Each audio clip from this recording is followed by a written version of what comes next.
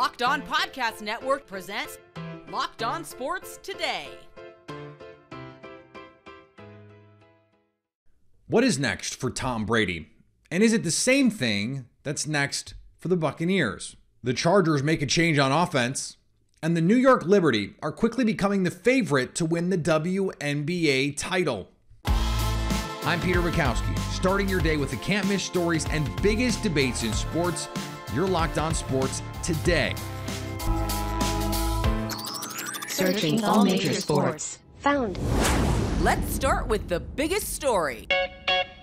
The Tampa Bay Buccaneers season ended in inglorious fashion on Monday night, 30-14 drubbing at the hands of the Dallas Cowboys, which raises questions about the future of this franchise because it raises questions about Tom Brady's future. What is he going to do? He is now a free agent as we look toward the 2023 offseason. And if he's not in Tampa, what is Tampa going to do? Joining me now from Locked On Buccaneers, David Harrison. And David, before we get to that big question, I think we have to start with how we got here, because if they had won 13 games and we're playing next week, we might not be talking about this, but that's not what happened. Why not?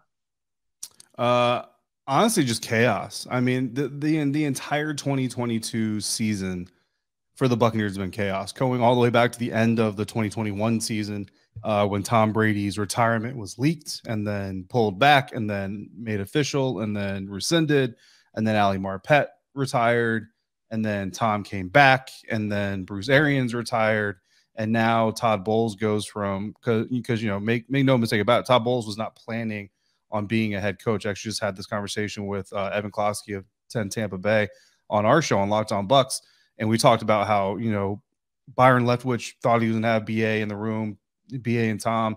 Todd Bowles was just going to be a defensive coordinator again, you know what I mean, do those things, and all of a sudden it's like musical chairs were just flipping roles, and everybody's got to try to find their bearings, and they really just never did. And Byron Leftwich, a guy who all of a sudden now is thrust into being the guy to lead an offense from a coaching perspective that has the greatest quarterback to ever play the game. Any mistake that gets made, it's laid at your feet.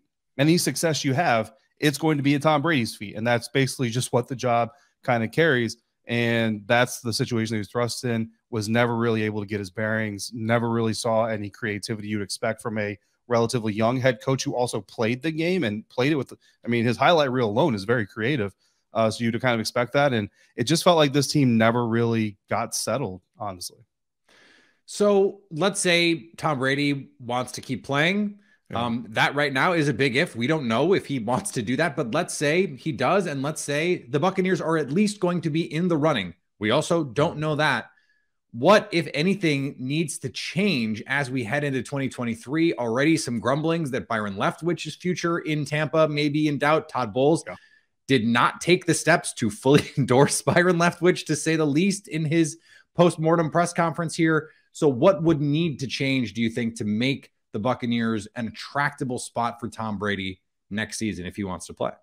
They got a new offensive coordinator. I mean, I like Byron, you know, as a guy, and I think he's still got potential as a coach. Like I said, he's a relatively young coach in the National Football League. But sometimes, man, guys, they got to take a step back, get their butts kicked, and kind of realize that they weren't quite ready, reset, go back through the channels and become, and, you know, eventually someday you'll go through there. And I mean, a prime example is actually Ron Rivera, who got fired from defense coordinator position of Chicago Bears, went back to being a linebacker coach, was a position coach for a few years. Then he got the defense coordinator job in San Diego with the Chargers, eventually earns his way back into a head coaching position with the Carolina Panthers, eventually leads them to a great season, Super Bowl run, didn't win the championship, but, you know, had a really good run there.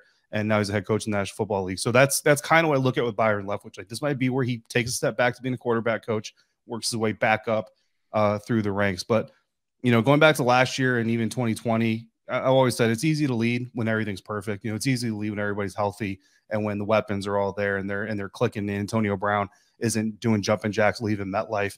It's really hard to lead when all that stuff's going wrong and you lose your all-pro caliber center on the first full day of team drills of training camp. When your quarterback retires, unretires, leaves for a week of training camp, goes to a wedding on the way to a road game, while you're losing, and your running back is banged up, and your wide receiver is coming back from an ACL, and your tight end retired, and your backup tight end is inconsistent. Like, it's a storm, right? But that's what being an NFL offensive coordinator is about, is taking the storm and saying, you know what? Okay, I lost Trey Lance. I lost Jimmy Garoppolo.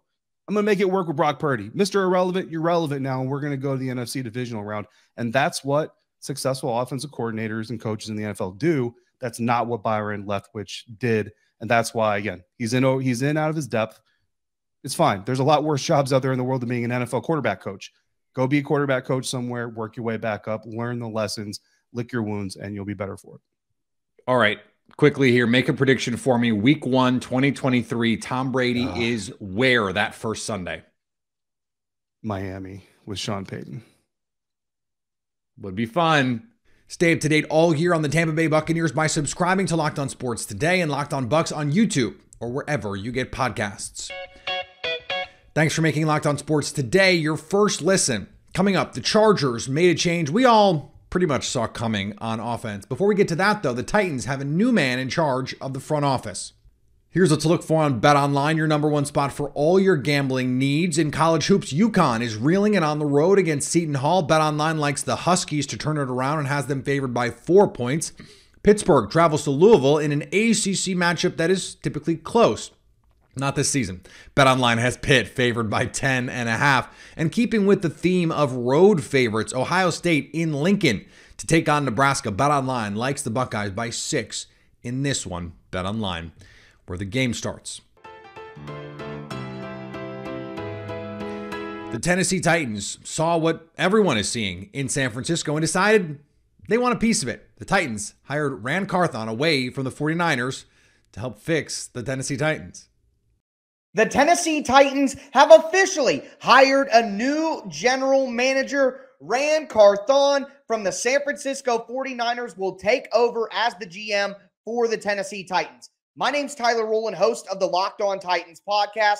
I think Carthon is an excellent choice for the Titans. Number one, he comes from an organization with the San Francisco 49ers that the team should be modeling themselves after. They've built an incredible roster, and despite not having elite quarterback play, they've been able to make some deep postseason runs, including the one that they're on now. As for Carthon directly, he is a guy who is relationship focused. He has talked to the media about how important it is to develop relationships within the front office, and he's had a front row seat to a relationship with Kyle Shanahan, who picked GM John Lynch, that will be very similar to what the Titans have, with a coach already in place in Mike Vrabel and then a GM being hired after. So it looks like Carthon's focus will be in the right place. He's had a major hand in trades, free agency, waivers in San Francisco, and they've executed some fantastic trades over the last few years, including getting Christian McCaffrey, getting Trent Williams, and trading up into the top 3 to get an elite quarterback, something the Titans may just consider this draft cycle. An excellent choice for the Titans. Rand Carthon will be the new general manager. And for more instant analysis, check out the Locked On Titans YouTube channel, where I will be going live to break down the hire.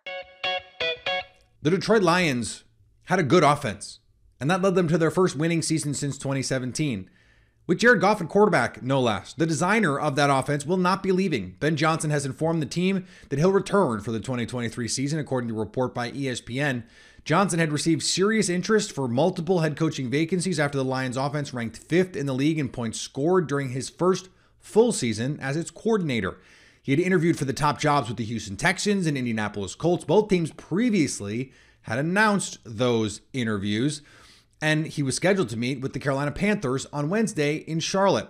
According to the report, Johnson says that Detroit is building something special, and he didn't want to miss it. Restore the roar, indeed. The Milwaukee Bucks took care of the Toronto Raptors.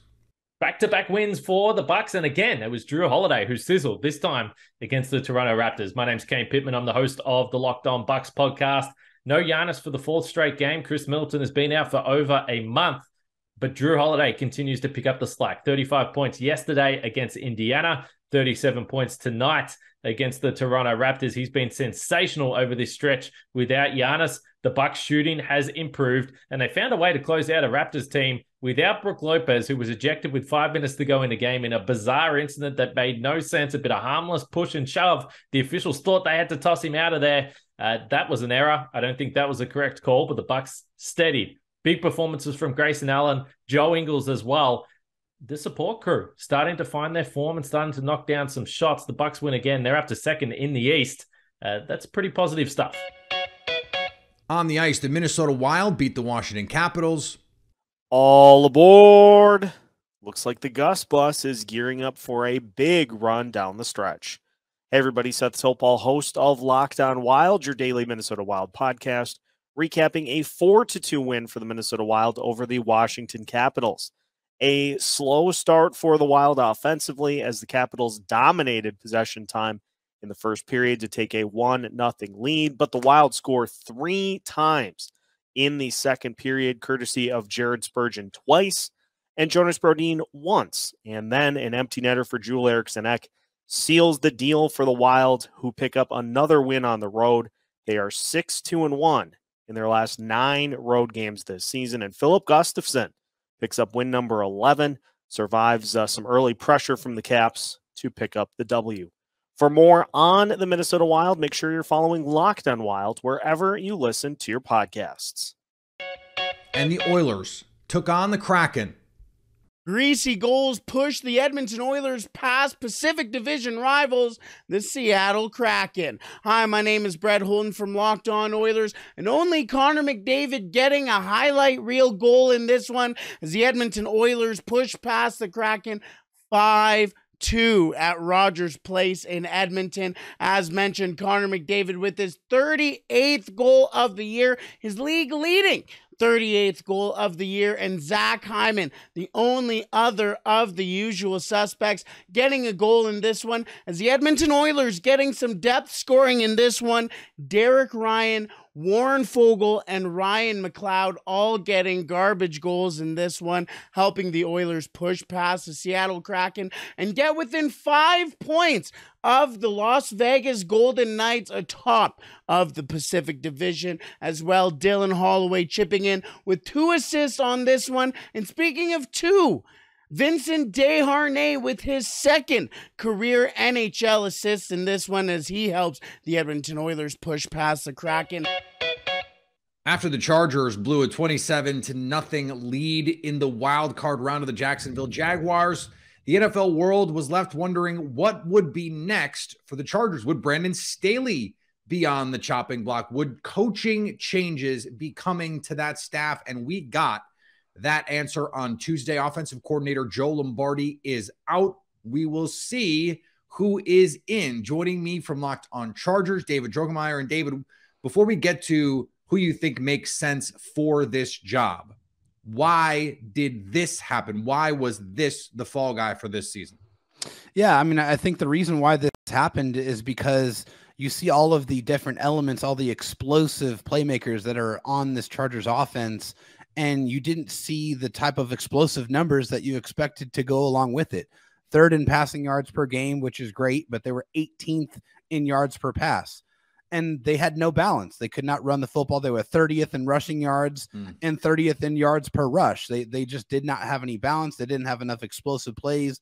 They were 18th in red zone scoring percentage. They did not really achieve the level of success that everyone was expecting with Justin Herbert at quarterback, Keenan Allen, Mike Williams at receiver, Austin Eckler, as the running back.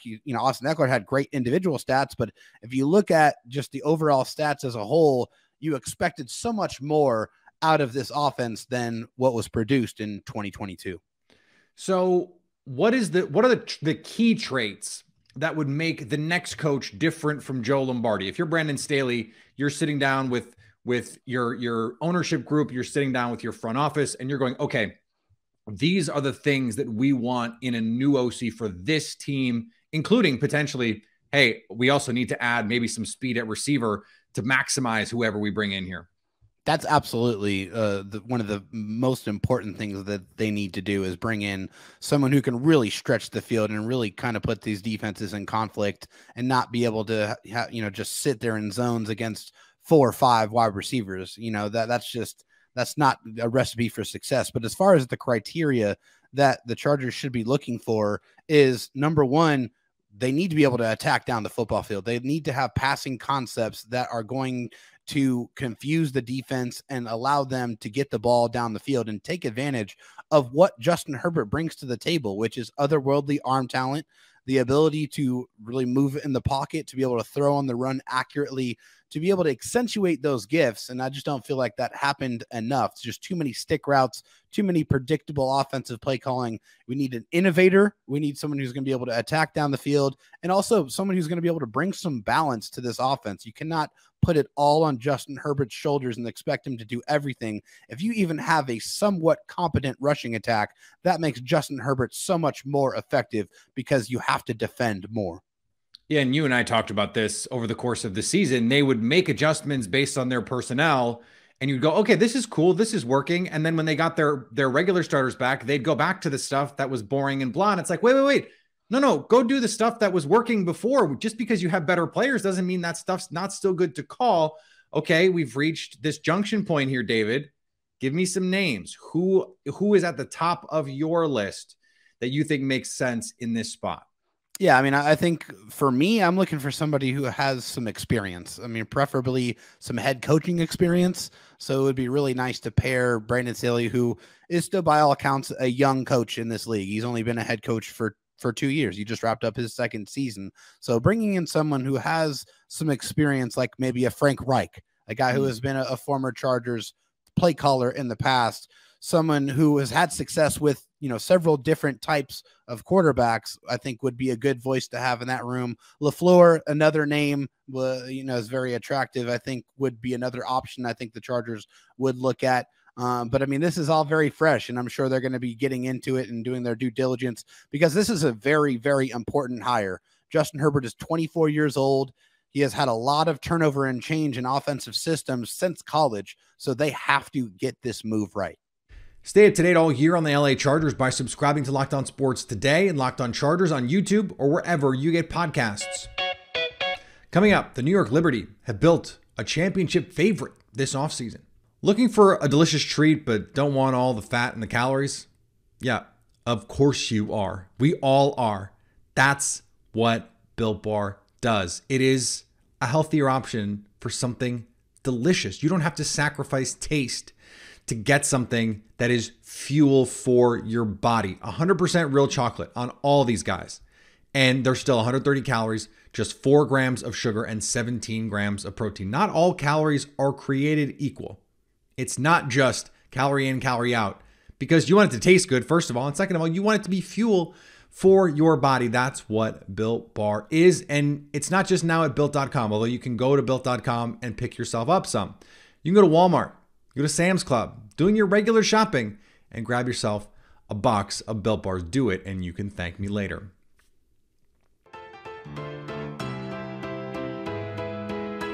They were tired of rebuilding. The New York Liberty made a trade to add an MVP caliber player in Jonquel Jones, but they're not done.